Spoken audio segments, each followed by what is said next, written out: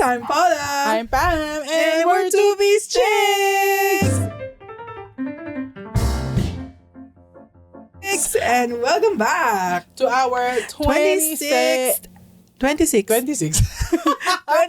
episode. So, dahil second week of March ngayon, second week nga ba? Or parang third na siya kasi limang Sunday ang meron sa March. Yes. So, dahil middle of March na lang, no? Dahil middle of March na, we're back with another episode of Game of Chicks! Dun, dun, dun, dun, dun, dun, dun, dun, dun. Ayan. So, maglalaro na naman tayo ng game. Yes. At dahil super enjoy yung Would You Rather last time, meron kami Would You Rather Part 2. Ayan. Okay. So, again, halo-halo na ito, no? Dog show and kabalbala, serious, and all that. Okay. So, explain pa ba namin? Wala na, ano na lang, basta kung ano yung gusto nyong kung ano yung gusto namin dun sa choices na binigay sa amin, basically, yun pipiliin namin and i-explain namin. So, spontaneous again to kasi meron akong sariling set of Would You Rather questions and meron din si ate. So, yun yung question namin sa isa't isa para spontaneous nga, no? Para masaya. Okay, sinong mauna? Ikaw naman, dahil ako last time. Mauna. Okay, sige. Ang first question natin ay dog show pa muna. Sige, i-dog show muna natin. Would you rather nakakabahan ako. Maging kaiju? Okay. Alam mo yung kaiju? Alam mo yung kaiju. Sa mga hindi may alam, yung kaiju yung mga monster sa Pacific Rim. Pacific Rim. Maging kaiju or maging si Tambelina. So, either super laki mo or super liit mo. Okay. Wait lang, explain mo muna si Tambelina. Baka hindi na nila alam si Tambelina. Okay, si Tambelina, guys, ay hindi siya Disney character. Hindi siya Disney. Basta cartoon siya, animated film siya na si Tambelina is a girl na kasing laki siya ng thumb. Kaya siya Tambelina. Tapos nag-umusbong siya from a flower. Yeah, tapos yung flower na yon, parang umusbong siya sa harap ng isang old lady. Tapos yung parang yun yung naging mother nanay figure niya. Yun. Tapos nakatira siya sa teapot. Ayan. Tapos may nakadiscover sa kanyang prince. Ayan. Tapos love story. Available sa Disney Plus, guys. Pwede nyo siyang panoorin. Oh my God. Ang naalala ko dati, naka-Betamax pa yan siya. Nung pinapanood namin. Doon namin siya first time napanood, Betamax. So, ayan. Tapos paulit-ulit kami. Yan ang tangled namin before. Oo. Tapos yung Betamax na yan, hindi siya nare-rent out. Kasi lagi namin pinapanood. Kasi nagpaparent ng Betamax yung mamay namin dati. So, isa sa mga business niya, pinaparent niya yung mga VHS. Yan. So, hindi na-rent out yung Tambelina kasi lagi namin pinapanood. Ang ganda. Okay, having seen both movies, okay, sa kanilang dalawa, si Tambelina ang may happy ending. So, doon ako kay Tambelina. Kasi yung mga kaiju namatay silang lahat. Oo, pinapatay sila. Pinatay silang lahat ng nila Pentecost. Pinapasabog sila. Ano nga kasing tawag doon sa mga robot nila? Wala. Yeager. Yeager. Okay. Would you like to be in a Yeager? Ayan, panoorin nyo guys, ang hot ni Idris Elba doon. Si Idris Elba. Ulit. At the edge of the we're canceling the apocalypse. Yon. May speech pa siya doon before niya sinabing we are canceling the apocalypse. Ganyan. Would you like to be in a Yeager? Panoorin niyo guys, ang ganda ng movie na yun, promise. It's directed by Guillermo del Toro. Talaga? Oo, Guillermo del Toro yun. Yung unang Pacific Rim. Yung pangalawa kasi producer na lang yata doon si Guillermo del Toro. Okay. Pero maganda pa rin naman. Pero comparing 1 and 2, mas bet yung 1. Okay. Ayun. So, ang sagot mo ay Tambelina. Kasi, ayun nga, gusto kong maging pretty lang inside the flower. Tapos, nagpapakain ako ng manok, yung butil ng mais na nakaganon sa akin kasi ang laki. May scene doon na nagpapakain siya ng manok eh. Tapos, yung mga yung corn kernels, nakastack sa kamay niya. Tapos, isa-isa niyang ginaganon sa mga chicken. Oh my God. Karatuwa. Hindi kaya siya yung matuka ng chicken. Pero hindi naman, in fairness, kilala naman siya ng chickens. Kasi, kasi anak nga siya nung, nung mami na nag-aalaga dun sa mga mga chicken. Pero realistically, di ba kung matanda ka na matatakot ka na, paano ko siya yung tukain? Kasi isipin mo, ang liit niya, lang. Ganun. True. Tas ang gwapo din kasi nung Prince Charming niya dun, yung Prince. Prince Charming niya, malaki? Hindi, kasi fairy prince kasi yun siya. So yung prince niya ay maliit din. Maliit din, kasi laki niya lang din. Kasi fairy prince. Tas may wings yun, si kuya. So ang ending nila, hindi sila lumaki like normal people? Hindi. Pareho. Oh my God, gusto ko tayo panoorin. Ako din papanoorin ko nga ulit. Maganda yung Tambelina. At saka kasi yun guys, hindi siya Disney, pero Disney grade yung musical nun. Yung mga kanta doon, para siyang yung villain doon, palaka. Na malaki, na gusto niyang pakasalan si Tambelina. Ganun. Na Loki, niya na, kinikidnap niya na si Tambelina. Palaka ba? Kasi meron pa isang... Palaka or grasshopper? Basta meron pa kasi isang creature doon na friend naman ni Tambelina, yung kalapati yata yun. Na siya yung nagligtas kay Tambelina nung kinidnap siya nung villain. Hindi ko na maalala. Ayan, pero sige, papanoorin natin ulit sa natin. Disney Plus yan. Pero ako, same yung answer ko. Gusto kong maging Tambelina din. Kasi grabe naman yun. Binabanatan ako ng mga Yega. Ayoko nun. Ayoko maging... Pero between Kaiju and Jaeger, gusto mong maging Jaeger. Pilot, gusto yung kong maging Jaeger, yes. Pwede naman. Yung Jaeger yung robot, diba? Pwede naman. Pero kung... yung robot mismo, hindi yung pilot. Yung robot mismo. Tapos wala akong pilot. Ayun. Ikaw yung so, parang Loki Optimus Prime ako doon. Wrong franchise.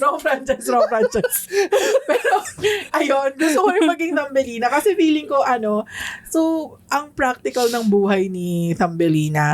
Kasi, yung bigas niya tatanggal ng matagal. Diba? Yung mga bigas, yung mga pagkain niya, matagal, maubos. Diba? Tapos gusto kong maka-experience na matulog sa dahon. Di ba natutulog siya sa dahon? Natutulog siya sa dahon. Doon sa flower, kung saan siya umusbo. Ayan. At saka gusto ko din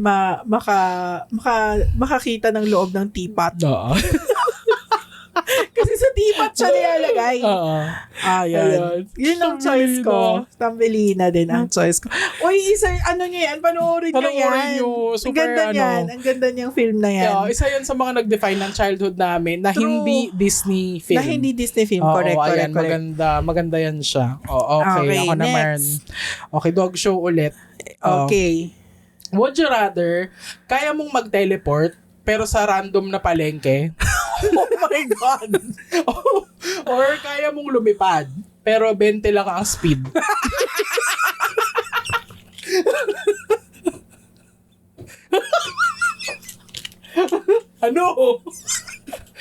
Hindi ka lumilipad nun no? Nag-hover ka lang. Hindi ka lumilipad. Para kasi magnito. Ganyan ka lang. Lumilipad ka lang. Gusto kong 20 lang yung takbo ko. Kasi lesser evil na lang. Kasi ayokong magpunta nga kasi ng palengke, di ba? Nga pala. Isa sa mga weaknesses ko ay mga tendera sa palengke. So, wala akong gusto kasi magte-teleport ako, palengke lang din pupuntahan ko, ayoko. Sige, malilipad na lang ako ng 20 kilometers per hour lang ang takbo ko. Okay lang yun. At least, tagal ko makarating. Lumipad nga ako pero tagal ko nakarating, di ba? Hindi, at least, wala talaga. Ayoko talaga kasi sa palengke. So, yung isa na lang ang choice ko. Yung lilipad. Ako naman, bet ko yung mag-teleport sa palengke. Kasi, ang palengke, laging malapit yun sa transport hubs. So, di ba? Halimbawa, so, lagi kang merong teleport sa map.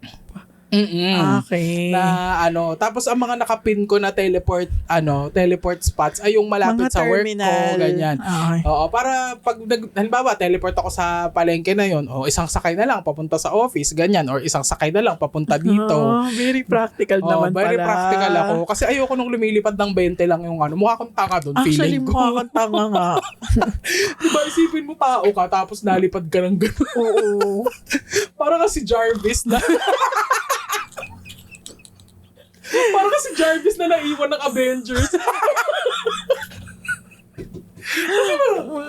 Diba? Ang bagal ng 20. Ang bagal ng 20 nga. My God. Ayun. Mas mabilis pa yung natakbo sa'yo. Pero at least nalipad ka. At least nalipad ka. But I will go for palengke dahil ayun nga, bukod sa malapit pala sa transport hubs, gusto ko rin kasi yung mga binibenta sa palengke ng mga kakanin, mga ganon. Ayun. Kasi doon ka lang talaga makakabili ng kakanin. Yung legit na. Yung legit kakanin na, kasi ewan ko dito kasi sa village, bihira ka makakakita ng gano'n. Sa palengke ka lang talaga makakakita ng gano'n. True. Ayun. Okay. As a kakanin girly. Next. Ang next ko na question ay... Dog show pa rin yan. Dog show pa rin to. Would you rather pumiyok habang galit ka? Or matawa habang lahat seryoso? Parang wala namang magandang choice. Lesser evil. Lesser evil ako. I would rather be pagtawanan than be bastos. So, doon ako sa pumiyok habang nagagalit. Ganyan. Kasi pag tumawa ka ng dapat lahat seryoso, parang ang disrespectful Disrespectful. Pero kasi ako na lang yung mapagtawanan na pag pumiyok ako daga. Pero chances are kasi pag pumiyok ako habang galit, tas nagtawanan, tatawa na lang din ako. Ganon. Same yun din yung answer ko. Okay. Same reason din. Oo na lang eh. Okay. Oo, kasi parang okay lang sa akin na, parang feeling ko kasi makaka-diffuse siya. Diffuse ba yun? Yung ng bad situation. Yung pag natawa na lang lahat dahil nga pumiyok ka. Versus yung ikaw lang yung natawa. Versus yung ikaw lang yung natawa. Tapos lahat seryoso. Okay. Okay. Next. Dog show pa din. Okay. Would you rather be si Scarlet Witch pero hindi ka nakakalipad? Or si Black Widow pero bulag ka?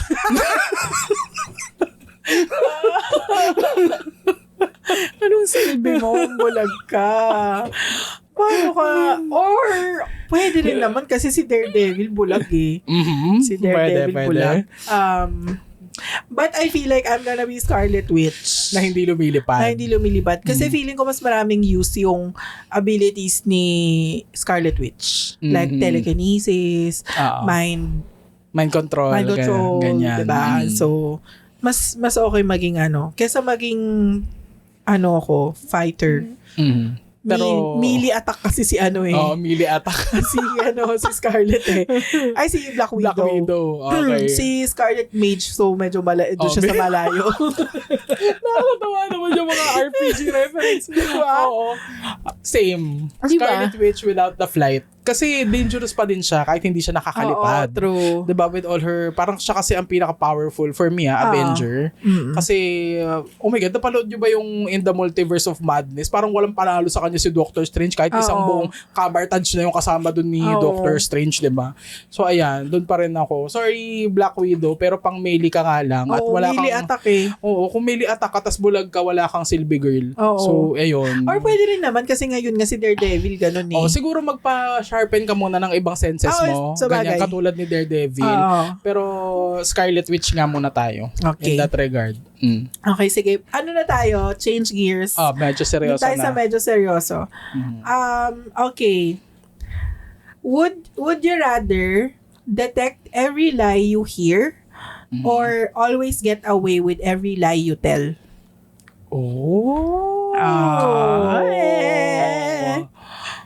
Okay. Detect every lie. Detect every lie, okay? Kasi Well, hindi siya like reading minds, 'di ba? Parang hindi. ang matetel mo lang is kung nagsisinungaling yung tao Siya sa'yo o or hindi. hindi. I think that would be very useful to me. Oo. Ganyan, especially as an educator siguro or in my job, ganyan. Kasi prone sa, alam mo na, yung mga magbe-make excuses, ganon. Para siguro makakatulong sa akin yun in a way na alam ko how to deal with that person moving forward. Ganon. And siguro sa relationships din, ganyan, it can save time. Yes. If you can tell that someone is lying to you, you can just drop them right away, mga ganyan. And ayun, yung sa ano din, practical side din is yung kung alam mo kung binubullshit ka ng salesperson about the product. Kasi may mga ganyan Pwede naman. Yeah, nagsisinungaling sila about the product pero hindi naman talaga yun yung Totoo. purpose o hindi naman talaga Yes. totoo. So, you can save money, 'di ba? Na ayan, detect every lie that Oo. I'm told. Same. Yan din yung sagot ko. Kasi feeling ko, if you always get away with a lie, kasi for sure, sa totoong buhay, nangyayari Nangyayari yan. You get away Kaya yun with lying. And feeling ko lang, if, ano kasi ako parang, hindi ako comfortable mag-lie. Although, nagsisinungaling ako from time to time. Pero, hindi ko siya kayang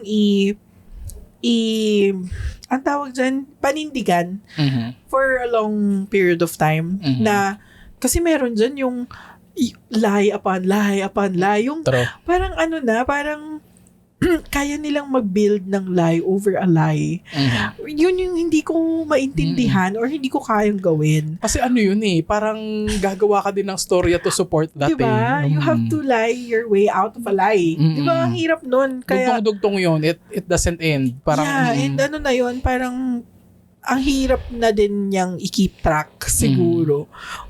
Although kung ang powers mo ay you always get away with a lie, kahit gaano ka outrageous, 'di ba? Okay lang siguro, pero yung kasi yung tatakpan mo yung lie for another lie ng another lie para lang hindi ka mabuko or hindi mawala yung yung tiwala sa'yo ng someone or kung ano man. Parang hindi ko siya kayang panindigan. So parang always white lie siguro pwede. Pero yung ganun na ang dami-dami na. True. Ang hirap niya i-keep track. Ang hirap niya i-keep track and parang ang pangit din sa feeling na kailangan mo, parang always kang on the edge. Na parang yung feeling mo, ay baka mabuko niya ako. True. Ganon. Diba? So, And ano siguro na lang. for you to enjoy that kind of stress, you have to be sort of an adrenaline junkie siguro. Oo. Parang Diba? ganun na lagi kang stressed na. Oo. Correct. Ayan. Okay. Okay, seryoso ba? Yes, seryoso. Okay. Next. Would you... Teka lang. Puro dog show kasi. Ano ba yan? Okay. Meron? Ato. What would you rather have the ability to communicate with people who have passed, yung mga namatay na? Okay. Okay, communicate as in this is not in a multo way, parang you just have a way for parang crossing ka sa spirit world, ganyan, parang kang avatar-ish, ganyan. Have the ability to speak with people who have passed or have the ability to, wala talaga nakasulat dito, ina-adlib ko lang to guys. Or have the ability to, wala akong maisip. Ano ba yan? To be Sorry. the person who have passed. To live the life. To live the life of the Ay, oh. person. Okay. Communicate with them or live the life that they left behind. Ikaw sumagot. Ako kasi, I have always appreciated yung life ko, how it turned out so far, ganyan. So, siguro, speak with them. Okay. Na kasi, syempre, ang number one, nakakausapin ko dyan si daddy. Ganun. Okay. And I will ask them things like, totoo ba na nakikita nyo kami? Like, may view kayo sa world namin. Ano? Ganyan, di ba?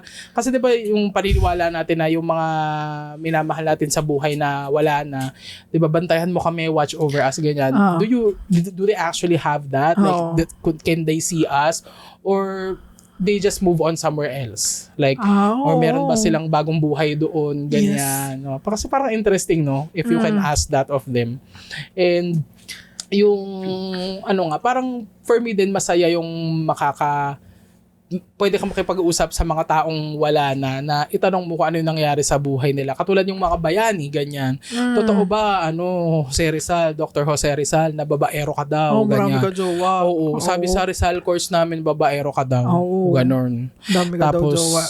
Dami mo daw jowa. Tapos, totoo ba na hindi naman talaga iniwagaywa yung bandera ng Pilipinas na June 12, 1898? Ganon, na hindi naman talaga daw yun yung date. Alam mo yung mga conspiracy? Ganyan. Totoo ba yun? Kasi feeling ko sila lang naman makakasagot doon. Kasi sila yung nandun. Sa event na yun. So, true. ayan. I think that could be interesting. Parang yung yung you be able to speak with animals. Versus read mga minds. unlock na na mystery na naman. mystery About before. history, mga ganyan. Pero maganda din yung live their lives. Hindi yung sinasabi mo na totoo ba na nakikita nyo kami? Ano ba may portal ba dyan? Sa kung nasaan kayo? Nasa aquarium ba kayo? Parang aquarium black tapos nakatingin kayo sa amin? Ganyan. Or meron bang channels? May kanya-kanya kayong bahay dyan, tapos may TV, tapos nandun yung mga buhay namin. Tapos ang pinapanood nyo is yung buhay namin. Ganyan. Ganun ba yun? Diba? Cool. So, unang channel yung buhay ni ate, tapos yung next channel, buhay ko. Buhay mo. Buhay ni mama, ganyan. Chanong. Diba? So, maganda yan. Tapos isa rin sa mga pwede nating itanong is yung kung totoo ba na may nandun si San Pedro. Totoo ba na meron siyang manok? Ganyan. Totoo ba na merong in between heaven and heaven and hell, mga ganyan. May purgatorio ba talaga? Ganyan. Oo, yung mga ganyang mga question na kasi walang ibang taong makakapagsabi nun, 'di ba? Kasi yung mga nandun na. Kasi alam naman nandun ka, tapos bumalik ka. Diba? Hirap nun. Hindi na pwede. Kasi dito, kailangan may mortal body kay. Kung wala na yung mortal body, hindi ka na makakabalik. True. Diba? Iba na yung usapan dito. So, ayun. Special yan. Same yung sagot ko. Be able to speak with people who have left this world. Depende yan. Pwede yung mga loved ones, ganyan. Kasi, ewan ko kay daddy, wala naman akong gustong sigurong itanong sa kanya. Kung anong favorite color niya siguro. Pero yung mga yung mga bayani, ganyan, yung mga prominent, mga conspiracy theory, mga celebrities pwede din, 'di ba? Ganyan. Okay, tanungan mo sila Leonardo da Vinci kung totoo ba na Illuminati sila, mga ganon. Or ano ba talaga ang ng Illuminati? Alam mo yun, parang ang dami kasing na-stir up na conspiracy theories niyan, pero mamaya hindi naman pala sila something sinister. Diba? Baka society lang talaga sila of enlightened people, ganyan na. Or baka lang sa hobby group. Diba? Malay nyo, nagko-crochet lang sila dun. Or pala yun sa book club. Diba? We'll never know. We'll never know. Unless matanong natin sila. Okay. Next na. Ako na ang next. Balik tayo sa dog show. Would you rather laging may typo pag seryoso ka? Or laging tama grammar mo pero mali yung point mo?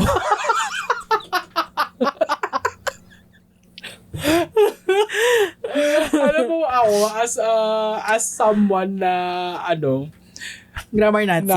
Grammar Nazi. Doon ako sa tama yung grammar ko, tas mali yung point. Totoo ba? Yeah. I'd rather be that person. Grabe, ang lala ng pagka-grammar Nazi niyan. Siya, willing siyang maging mali para sa grammar niya. Totoo.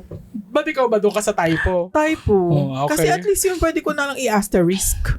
Okay. Alam mo talagang millennial, asterisk yung typo. Asterisk yung typo. At least yung pwede mong i-correct. Yung pag... Kasi ang hirap nun, yung pag yung galit na galit ka na. Tapos, mali naman yung point mo. Tapos, wrong grammar ka. Tama yung grammar mo, pero mali naman yung point mo, tapos galit na galit ka. Tapos, hindi tuloy makapag-argue sa'yo kasi mali kang point mo. Parang you're still mali by extension diba? Mali pa rin hindi pa rin tama. But I stand by it. Sa grammar talaga ako, guys. Ano ba yan? Sige, at least tayo dun, magkaiba tayo. Ako dun ako sa typo na lang para at least tama yung pinaglalaban ko. Mali nga lang yung typo ko.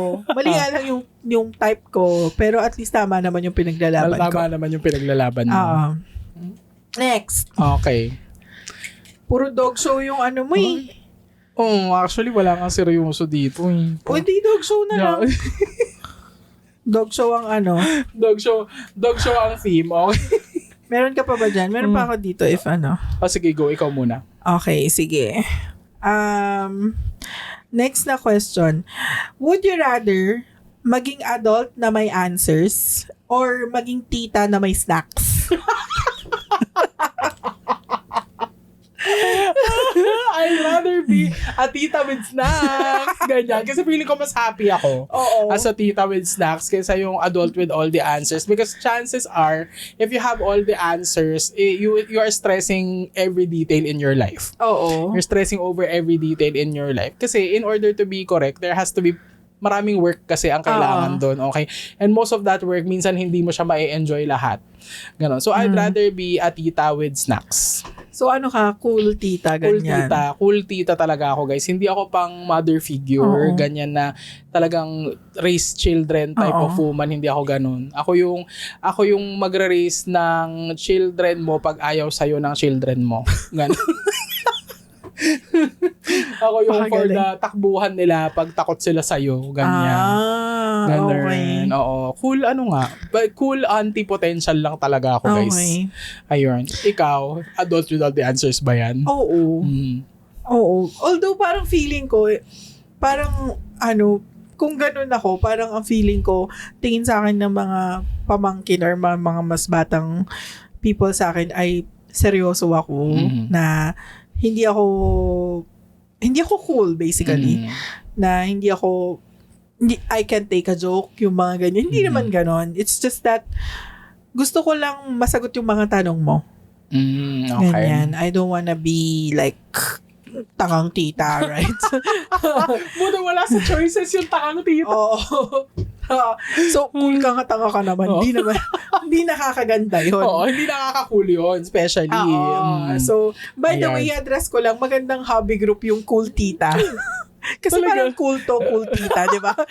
So, pag parang gagawa ng hobby group ng mga trentahin dyan, ang pangalan nyo, cool tita.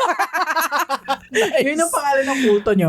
Nice. Tapos wala kayong magagawin doon kundi mag-snacks. Mag-chismisan. Minsan ganun. mag-crochet din kayo. Yun lang yung gagawin doon sa kulto na yun. Okay. Next na. Ako na lang ang magsusupply ng mga answer. Ng mga would you rather questions. Next.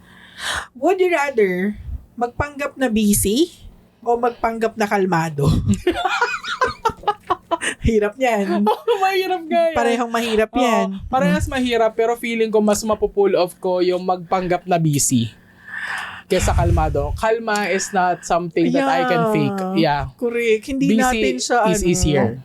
Hindi natin siya personality trait. Alam mo guys, alam ko talaga na wala akong grace under pressure. Wala ako nun. As in, lagi ako for the panic. Panic. Although yung panic ko naman class na panic. Yung hindi yung para na akong sisisa doon. No? Pero yun, ang hirap magpanggap na kalmado. Okay. Kaysa maging busy. True. Kasi pag magpanggap na busy, madali lang eh. Open ka ng solitaire sa laptop mo. Di ba mukha ka ng busy nun? Tapos yung facial expression mo, parang may iniintindi ka talaga dun. Pero hinahanap mo lang naman kung nasan yung ace. Kasi ilalagay mo dun sa taas. Diba? Ano mo na siya? Kasi solitaire ka lang naman. Diba? Or mag-minesweeper ka. Mukha ka ng busy nun. Kasi nakatuto ka sa computer mo. Kalmado ka. Mahirap i-fake yung pagiging kalmado. Ayan. Totoo. Next.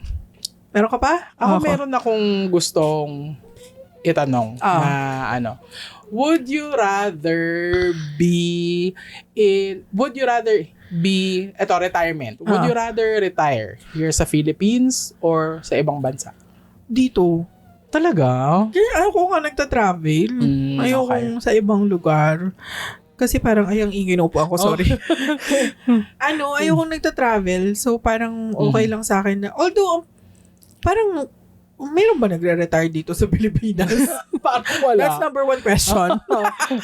Kasi parang, kahit mag-retire ka dito, kailangan may trabaho ka pa din eh. So, pero siguro kung perfect scenario ng retirement ha, dito pa rin sa Pilipinas. As in yung, what you mean perfect scenario is wala kang iisipin. Oo, like yung magre-retire talaga ako yung meron akong money and all that. Pilipinas pa din. Oo, Pilipinas pa din. Kasi parang wala. Kung pwede akong mag-retire siguro sa Kono ha, pwede. Kono? Sa Kono ha, okay lang. Pero dito sa Pilipinas pa rin. Kasi ayoko nga sa ibang lugar na, tapos lalo pa din siguro pag nag-retire ako, baka mag-isa ko na lang or yung partner ko kasama ko din. So parang mas less people na makakasama mo sa lugar na yon. So, mas okay lang sa akin dito para mas maraming family. Ikaw, okay. sa ibang bansa ka? Sa Pandora ko, gusto kong Saan yun? Sa Avatar. Okay. Gusto kong magduyan-duyan dun sa Mother Tree. Sa Mother Tree. Mother, sa duyan-duyan lang sila doon. Ayan. Kasi kakabit mo yung mo doon. Oo. Yung charger ko. Ipa-plug mo yung ulo mo. Diba, ganun yun? Oo. At saka imagine kasi ang liwanag doon palagi kasi bioluminescent lahat ng organisms doon. Oo, diba? Tapos feeling ko kasi hindi na kailangan magbayad ng Meralco doon. Oo, true. Hindi mo kailangan magbayad ng Meralco. Tapos parang feeling ko madali yung pagkain doon kasi wala lang yung Di ba nag-hunt sila doon? Nag-hunt nga sila. Pero kung feeling ko, kung avatar body naman ako, kaya ko yun. Hindi ako magre-retire sa Pandora nang ganito yung itsura ko. Sa bagay, tama rin naman. Dapat isa rin akong Navi pag nandun ako nag-retire. True. But answering the question seriously, I would not hate to retire somewhere else. Yeah. Siguro Canada. Yeah. Anywhere malamig for me. Ay, true. Oo nga. Sa natural habitat. Yan. Sa Antarctica tayo. Titira tayo sa igloo. Titira tayo sa igloo. Ang saya nun. Parang cartoon ka. Titira tayo sa igloo para tayo si Katara. Si Katara. Tsaka si Saka. Okay. Ayun. I'll go. Next question. Ano ba to? Sige, na lang. Dog show ba? Gusto mo? Okay. Would you rather matawag sa recitation ng wala kang alam or matawag ka sa raffle pero wala ka sa venue? Parang wala naman. Alam mo, feeling ko, mas nakakasama ng loob yung matawag sa raffle pero wala ka doon. So, doon ako sa recitation ng wala akong alam. Oo. Kasi ako pwede ko namang i-fake yun. Pero naano mo na yan? Na-experience mo na? Oo naman. Lalo nung college. Ano ginawa mo? Sinabi ko talaga, I don't know. Ay, gano'n? Hindi mo finake? Hindi ko finake. Tapos pinagtawanan ako ng prof ko. Traumatic experience yun na. Pero at least, after nung event na yun, never na akong pumasok sa klase na yun nang hindi ako prepared. Hindi ako ready. Oo. Pero sinabi ko talaga, I don't know. Tapos parang yung prof ko meron pa siyang sinabi sa akin, never say that you don't know. Offer anything. Sabi niya. Para hindi ka naman magmukhang, hindi ka prepared. Kasi yun yung parang that's the worst, between not being, between being wrong versus between coming to the class unprepared. Okay. Diba? So, maging wrong ka na lang. Ganun. At least, kung sabi niya, kung mapagtatawanan ka, at least you tried, 'di ba? Versus yung hindi ka na nga nag-try na pagtawanan ka pa, 'di ba? So, core memory 'yun sa akin. So, but I would still pick that kaysa yung manalo sa raffle nang wala ako doon kasi hindi ko rin naman makukuha yung prize. Totoo. 'Di ba? So, saka nakakasad 'yun. True. Parang habang buhay mo yung iisipin over just one day sa klase. 'Di ba? Lalo na kapag napanalunan mo yung travel, yung gano'n, 'di ba? Yung mga grand prize. Oh my God. Tapos wala ka. Alam mo nung Christmas party last year, ang grand prize namin is MacBook Air. Tapos, alam mo, 6 yung tinawag. Tapos wala sila lahat. Oh my God! Yung pang 7 ata, 6 ba? Or parang pang 5. Mga ganun, basta ang daming natawag. Tapos, kasi syempre, grand prize yun eh. Tapos, na siya, nasa parang latter part na siya ng program, 'di ba? So most of the people nag-uwian na. So 5 yung natawag, wala sila. Tapos yung last na, yung pang-anim, siguro meant to be talaga sa kanya yon, no? Kasi syempre pang-ilan na siyang natawag, tsaka lang siya. So ano mangyayari dun sa... Wala. Ano sila, wave, parang forfeited. Pero hindi na binunot ulit.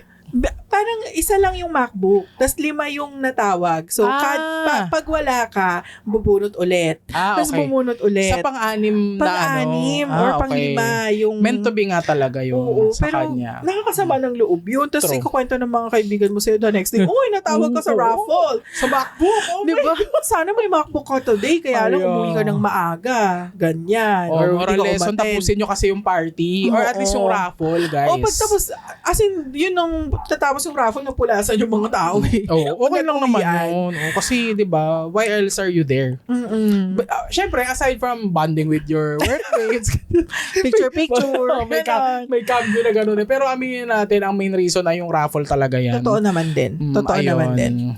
So, ayun. Mas okay sa akin na matawag na lang ako ng prof ko. Although wala akong wala kang event na gano'n. Wala akong core memory na ganyan. Kasi feeling ko, most of the time, fini-fake ko. Till I make it. Ganyan. Tapos, pero syempre, Loki, pinagtatawanan ka rin ng mga klase mo nun kasi hindi naman, mali-mali naman yung sagot mo. True. Ang layo ng connect ng sagot mo. Pero yun, okay lang sa akin yung ganong isang araw kasi yung habang buhay kong pinagsisihan yung hindi ako nagstay for a MacBook, 'di ba? So yun. Okay, meron akong dog show na. Okay. Would you rather manalo sa loto ng jackpot pero tig-pipiso or manalo ng house and lot pero ikaw magko-construct? Oh my God, nanalo ko ng house and lot. Pero yun, ikaw yung magtatayo ng bahay. Ako yung magtatayo. Hindi ako pwede mag-hire ng contractor. Lang to walang, is either yung money na tigpipiso or yung house and lot na de-assemble.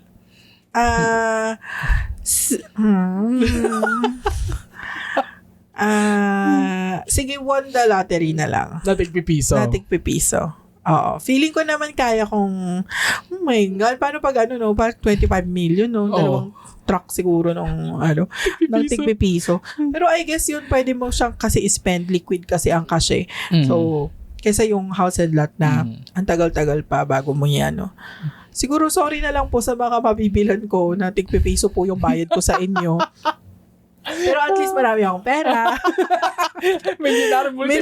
Multimillionaire ako. Tigpipiso nga lang.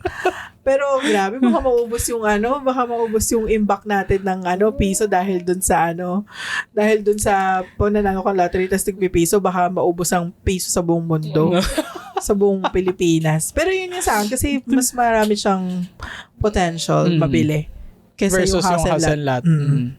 Ako, house and lot. Totoo ba? Oo, na de-assemble. Ganyan. Kasi kung nandun naman na lahat ng martel, as in, itatayo mo na lang siya. Okay lang yun sa akin. Kasi, yun yung, sa ngayon kasi, yun yung investment na hindi ko kaya.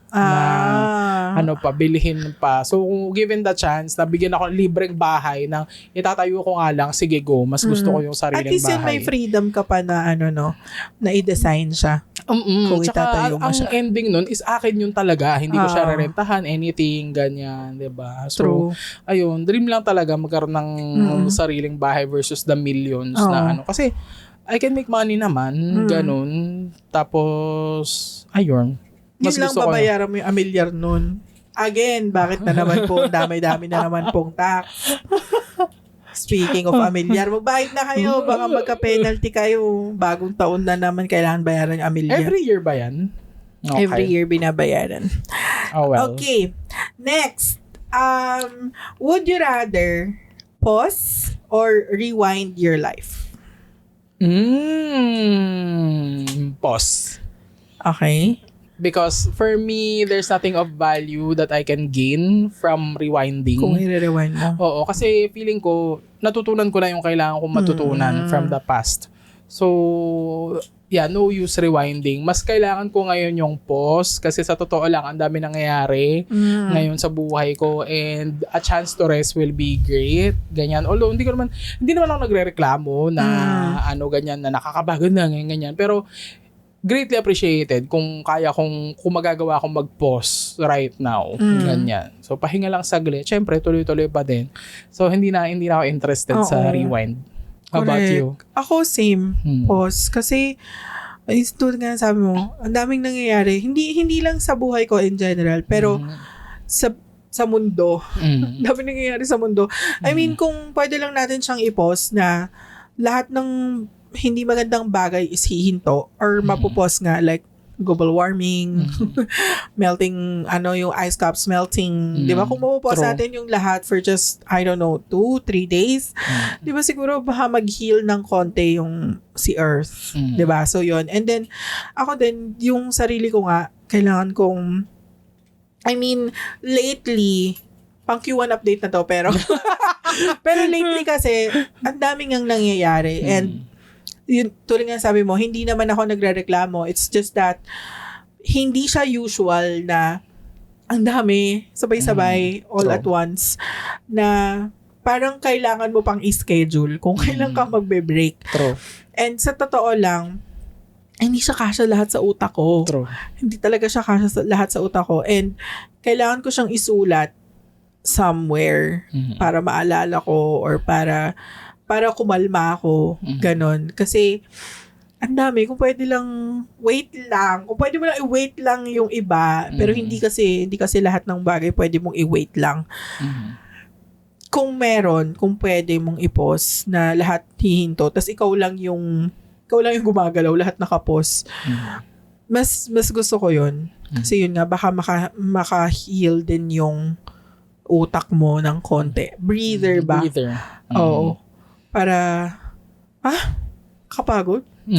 Kapagod ng mga ganun. Pero hindi naman po kami nagrereklamo. Like, we're just sharing yung effect sa amin ngayon ng mga nangyayari, ganyan.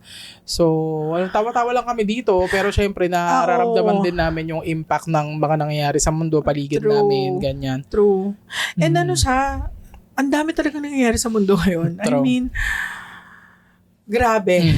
Grabe ang mga kaganapan all over the world. Alam mo, I wish we could go back to that time na wala tayong pake. Kasi di ba, as a bata, wala kang pake sa current events eh. Pero as you grow older, you realize na you have to care about current events. True. Kasi eventually, yung impact nun, matatouch ka. May yung impact siya sa'yo. Oo, true. Dati kasi wala naman tayong pakialam kasi mostly ang impact nun, ang sumasalo yung mga magulang natin. True, yung elders ngayon natin. kasi wala na. At ngayong tayo na yung elder. Wala na tayong choice. Wala nang no choice, guys. So, tayo na ang nasa, ang tawag doon yung Frontline ba? Or Vanguard. Vanguard yun, di ba? Yung nasa harap. Vanguard ba yun? Hindi ako sure. Vanguard? Vanguard yun. Di ba doon nilagay si Tyrion Lannister? Okay, basta yung nakalimutan nasa ko na. harap, pag gera. Yung nasa harap sila. Ayun. Wala na ibang sasalo niyan. Tayo na. Ayun. Okay. Next. May time pa ba? Meron pa. Okay, next question. Ato naman, work. Okay. Would you rather mataas sweldo mo pero toxic or sakto lang pero may peace of mind? Doon ako sa sakto lang with peace of mind. Because if there's anything that I learned being an corporate for as long as I have, peace of mind can't be bought by any kind of salary there is na kasi wala eh, parang yung kasi yung mataas na sweldo kung toxic, ipambibili mo lang yun ng buhay mo pag nasa toxic ka na work environment. Kasi totoo yan, I experienced that first hand day na ang taas ng sweldo ko pero ang toxic ng work environment. So araw-araw kang stress, ganyan. The stress will take a toll on your body and then yung mataas na sweldo, ipang-hospital mo lang yan. Yeah. Pambibili mo lang yan ng buhay mo, ganyan. So wala din. Parang nawalan ng saysay yung pagiging mataas ng sweldo versus yung sakto lang yung sweldo mo, yes, na nabubuhay ka, kasi yun yung importante, nabubuhay ka doon sa sweldo mo. And then, hindi ka ganun ka stress. As in, nagagawa mo yung trabaho mo nang walang unnecessary toxicity, ganyan. Mas okay yun for me na kaysa yung mataas nga sahod pero ka naman, toxic ka naman. It's not a way to live for me. Okay. Alam mo ako, kung immature ako, which is yes, right now. Sweldo ko kasi mukha akong pera eh. Pero, yun nga, naisip ko rin naman, rin siya, parang, meron talagang physical manifestation ang stress. True. Minsan. Or most of the time. Hindi siya, lang, yung nag-alala ka lang or yung sumakit lang ulo mo, ganyan. Meron talaga siyang, yun nga, toll sa katawan mo. Pero inisip ko din, kung kaya ko namang, hindi, wag na. Hindi kasi inisip ko, baka naman kaya kong i-manage, ganyan. I-reverse yung toxic environment. Gusto talaga ng pera. Pero siguro lately, yun nga, as long as nakaka-survive ka, mas okay na meron ka na lang kalmado yung utak mo kesa yung lagi kang on edge, yung lagi kang nag-worry, ganyan. Kasi parang talaga siya, crippling yung wala kang nang nagawa dahil doon. Kaya parang, hindi ko talaga gusto ko talaga ng pera. Pero naman, at least yung makaka-survive naman ako. Yun. Wag lang yung lagi akong kukulangin. Kasi yun, lalo ako na-stress doon. Mas stress. Ayun. Yun ang sagot ko doon. Next. Meron ka pa ba dyan? Meron ako. Ito medyo seryoso to. Would you rather do things out of joy or obligation? Out of joy. Out of joy lagi. Kasi, ko yan, parang teaching moment yan sa akin dati sa isa sa mga direct report ko nun, si Yana. Yana, shoutout sa'yo. Shoutout. Naalala ko nun, ako kasi yung TL niya nung time na yon. Tapos, meron akong pinapagawa sa kanya. Tapos meron din siyang ginagawa on the side na, parang creatives yung ginagawa niya. Yung gumagawa siya ng mga posters, ganyan. Pero for the company din. Kumbaga, meron kaming program nung time na yon, tapos siya yung gumagawa ng parang posters nung time na yon. Okay. Tapos sabi niya sa akin, tapos nainis ako sa kanya. Kasi, ba't mo inuuna yan? Unahin mo yung pinapagawa ko sa'yo kasi operations yun. Tapos, after that, nag-usap kami. Sabi niya sa akin, hayaan mo kung gawin yung mga ganong bagay kasi hindi ko i-compromise yung work. Pero ito yung mga bagay na ginagawa ko tapos na-energize ako. Para meron akong energy gawin yung mga bagay na obligado ako. So parang, parang, hindi pala lahat ng tao tulad ko na work. Kasi parang ako, nung time na yun, ang nakapag-energize sa akin yung work eh. So, hindi pala lahat ng tao ganon. So, na-realize ko yun sa kanya and parang yung teaching moment yun, na-realize ko na hindi pala lahat ng tao ganon. And kailangan mong bigyan ng chance yung mga tao mo na gawin yung mga ganong bagay para ma-energize silang gawin yung work. And parang sa akin, ang teaching moment doon is, kailangan mong gawin yung mga bagay na interesado ka. True. Kasi hindi mo may enjoy. Hindi mo may enjoy pag hindi ka interesado. Like, siguro sa akin, perfect scenario lang na interesado kasi ako dun sa trabaho, kaya yung trabaho din yung nakakapag-energize sa akin. Pero, merong mga side quests, probably, sa work na, aside dun sa normal operations, na, talagang sobrang nakaka-excite siya gawin. And hindi siya out of, inubliga kasi ako. Out of just interesado lang talaga ako. And, yun nga, may energize ka, and magugulat ka, kahit na iniisip mo na wala kang time for it, magugulat ka na nagawan mo siya ng time. Kasi nga, interesado ka, and parang you find joy, na-energize ka dun sa mga ganun ginagawa mo. Kaya, yun, mas okay sa akin gumawa ng something out of joy, kesa obligation. Kasi pag obligation, parang, para kang anak na inutusan. Yung True. lagi kang inutusan ng nanay mo, di ba, hindi siya maganda. Hindi siya magandang feeling. So, kapag out of joy, mas siya, mas magagawin mo siya ng tama, mas magagawa mo siya ng mas masaya ka, yung hindi ka napagod. Ganon. Ikaw? Same, Joy. Kasi talaga, ito ang perfect example sa akin ito is meron akong years na nag-content writer ako. Ito yung time na wala akong work. So, naghahanap ako ng freelance work. Ang skill lang na meron ako na kaya kong i-offer as freelance is yung writing. Ganyan. But writing, ever since I started it when I was a teenager, it was a sacred, it was and has always been a sacred thing to me. Parang I've always done it on my own terms. Okay? Never ko siyang ginawa for money. Kasi the moment na-realize ko to nung nag-content writer ako, the moment that I did it for money, parang kinulong ako sa box na ito lang yung writing na gagawin mo. Ang writing para sa akin, it's supposed to be a free type of art na pwede kong gawin kahit anong gusto ko. That's the only way that I can write. Pero ikulong mo ako sa box, ganito lang yung isusulat mo. Sobrang hirap na hirap ako magsulat noon na and it nakadagdag sa stress nung kailangan ko siyang gawin kasi wala nga akong trabaho. Diba? So, ayun, nung time na nag-content writer ako for a certain agency, na-realize ko na ayoko nang magsulat ng ganun. Na if ever magsusulat man ako and gagawin ko siyang eventually income stream, I want it on my own terms na magbebenta ako ng mga sinulat ko dahil gusto ko, dahil confident ako na ito yung magandang magiging contribution ko sa mundo, ito yung magiging magandang legacy ko. Hindi dahil sinabi ng kliyente nyo na ganito, na ganyan. So, ayun talaga, for me, it's always better to do things out of joy kasi pag ginawa mo siya for just the pure happiness of being there in your world, in your art, in whatever it is that you want to do, yung success susunod yan eh. Diba? Yung pera susunod yan. Basta nandun ka lang sa thing na feeling mo yun talaga yung bagay sa mundo na pinanganak ka para gawin. Tapos talagang nagagawa mo siya kasi when you do things out of joy, you don't overthink it eh. As in, true. Diba? Nandun ka lang. As in, go lang, flow ka lang, gano'n na ginagawa mo lang to, hindi ka nag-i-stress over the details, over the outcome. Pag nandun ka lang, maging present ka lang dun sa nakapagpapasaya sa'yo, everything else will follow, the world will show up for you.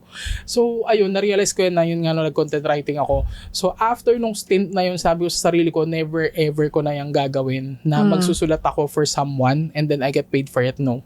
Magsusulat ako para sa sarili ko, kung ayaw nyo akong bayaran, okay lang, gusto nyo bilhin yung work ko, go lang din. Okay, so kaya I also made it a point na yung pagsusulat ko nakahiwalay siya sa tawag dito sa things that pay you. Things that how do you call it? It's yung ways that I make a living. Nakahiwalay yung pagsusulat. I will never, siguro dream yun no na you make a living by writing. Like siguro para sa mga malalaking pangalan na siguro yan kagaya nila J.K. Rowling, 'di ba? J.R.R. Tolkien, ganyan, sila Dan Brown, gano'n na kumikita sila ng substantial amount of money na talagang super luxurious nung buhay nila just by writing, selling their works, ganyan.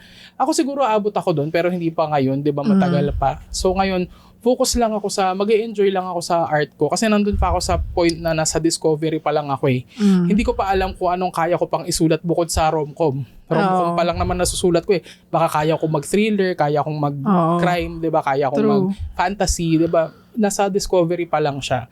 So ngayon, hindi ko na pinipilit yung sarili ko. Like, hindi ko na inuobligay yung sarili ko na dapat ganito ka na at this time, ganyan. So I just exist inside whatever I love. And then everything follows. Kasi ito nung nag-start ako mag-educator ulit sa coding, I just exist as an educator. Wala na akong pake kung ako yung the best. Wala akong pake kung ako yung, di ba, kung ako yung, di ba, the best educator that they've ever known. Ang gusto ko lang, knowledge transfer ko sa kanila, yung alam ko, kasi gusto ko din silang makapasok sa mundong to, maging coder din. Because this job changed my life and I want it to have a chance to change theirs as well. So, I show up in class, ganyan na, explain ko lang kung ano yung mga alam ko, and then, natututo din ako sa kanila. Kayo, anong pagkakaintindi nyo dyan? Paano nag-a-apply yung guideline? Ganun. So, ayun lang, just for the joy of it. susunod yung mga pinapangarap mo dun sa mga bagay True. na ginawa mo lang out of gusto mo lang kasing sumaya na gawin yung bagay na 'di ba na bet mo talaga. Ganun. Okay. So ano siya, hindi siya nakakapagod. Hindi siya Although nakakapagod siya in a sense na kailangan mo matulog after, 'di ba? Pero mga hindi siya nakaka-burnout. True. Hindi siya draining to the point of wala ka na talagang ibibigay. So ayun, guys, do things for joy. Yeah, and for you. Ayan, for yourself. For yourself. Truly naman. Para makabili ka ng Jollibee. Jollibee na naman. Dito tayo. Salbida ang saya. Mag-Jollibee na tayo. Wala nang iba. Tama na. Stop na. Tama na pag-promote natin kay Jollibee. Pero, wag, you can't stop now. Kasi until baka, mabayaran kami. Mas-sponsor kami. Ayun. So, sorry, last na to. Okay. Last na question na to. So, would you rather find true love today or win the lottery next year? win the lottery next year. Okay, same! Mga mukhang pera. True. Kasi I nga, want no hate. Kasi mas kailangan ko yung pera. alam mo, mas maganda to kung yung true love mo ay merong $25 million. Dollars. USD po ate. Not USD. Okay. Mas okay yun. Yun yung pipiliin namin. For her. So sa mga dyan, merong $25 million dyan. Na single. Pwede kayong mag-apply. Baka magbago naman yung status to not available to available. True. Pero dahil po mukha kaming pera, lottery na lang po. Lottery na lang po next year. At least meron siyang kasiguraduhan na next year. True. Saka malay mo, next year malaki na yung pot. Oo. Mas malaki yung pot, 'di ba? Diba? May idea ka ba magkano pot ngayon? Hindi ko alam. Alam mo ba, meron ako nakilalang friend dahil kay Jackie, isa sa mga bridesmaids niya, na legal siya ng PCSO. Ay, pwede ko ba sabihin yun? Hala, oh my God. Ay, basta meron akong friend na sa sa loto siya. Mm-hmm. Tapos daw nila, ay oh my God, ayoko na nga ikwento, hindi ko alam kung pwede. Okay, baka. Natatanong ko sa kanya, so pag hindi to pwede, ikakat namin to. Pero yun, meron akong kakilala na yun nga. Parang ino-audit nila yung drawing, yung draw ng loto. So ayun. Kaya tinatanong ko kung meron ba siyang combination. Hindi, walang ganun. Walang ganun. Okay, so it's random talaga. Random talaga kasi merong witness daw. So ayun, gusto namin manalo ng loto. Oo. Yeah. Para kasi at this point, yan ang pinakamadaling solusyon sa mga problema namin. Oh my God. Because 99% of our problems are money. Yeah. Can be solved by money. Yeah. Pwede namin tapalan ng 1K. Oo. Yung mga problema namin minsan. Oo. Yung mga pet peeve namin, pwede rin bagal ka maglakad, 1K! Bilisan mo! Tumabi ka dito. Kailangan mo mag-withdraw sa ATM. Huwag ka na mag-withdraw. Ito, 1K! Ganon. Diba? Nagkasolusyon ng mga pet peeve. Pag nanalo kami ng loto, gagawin namin personality yon. Yung pagpanalo namin ng loto. To the point na lahat ng tao makakaalam na lottery winner kami. Okay. So, yan. Malalaman nyo na kung nanalo kami ng loto. So, it never mangyayari yun kasi hindi kami tumataya. So, yun. Yun. That's the last question. So, yun. Same kami ng answer doon. So, mga mukhang pera kami. So, gusto namin ng maraming limpak na salapi. Yes. Okay. Bonus na lang kung may kakabit na true AFAM love. yung... AFAM. Yes, true. AFAM yung $25 million. Ayan. Dollars kasi. Kaya AFAM. Oo. Ayan. AFAM. Ano gusto mong Alam mo, feeling ko nga, mas may may won. Mas yung exchange rate ng won. Parang hindi naman lang yun. Oo, tayo sa USD, girl. USD. Ayun. Tsaka feeling ko din kasi, mas may makaka-chive ako na AFAM versus Pinoy. Sige. Mag-apply kayo dyan, mga AFAM. Mga AFAM, please apply. in English. Baka nila maintindihan eh. Please apply here, okay? Submit your CV. Okay, we will perform a preliminary screening. Okay? Joke lang. Ayun na, last na yun. Okay, so that's it for our episode of Game of Chicks. So, part 2 na to. So, isip pa kami ng iba namin sa ibang Game of Chicks. Okay? So, kung meron din kayong suggestion na pwede naming laruin, please comment down below. Mag-comment nga kayo. Kasi yes, oo. Babasahin naman namin yan. And syempre, yung kung mga isasuggest kayo na pang Game of Chicks, guys, please, podcast friendly po. Okay, yung pag-uusapan lang. Hindi kami pwede maglaro ng sack race dito. Or tug of war. So, yung mga yung pwedeng pag-usapan. Yung pwedeng pag-usapan. Okay. Comment nyo dyan, okay? And then, like, subscribe, okay? You have to follow us, okay? And share as well, ganyan, with your friends, enemies, lovers, ganyan. Oo, pati sa kapitbahay nyo. Lahat. Lahat. The more, the merrier. Merrier? Oo. Yun na. With that, we're ending this episode. Thank you so much, guys. See you sa susunod. next. Bye! Bye!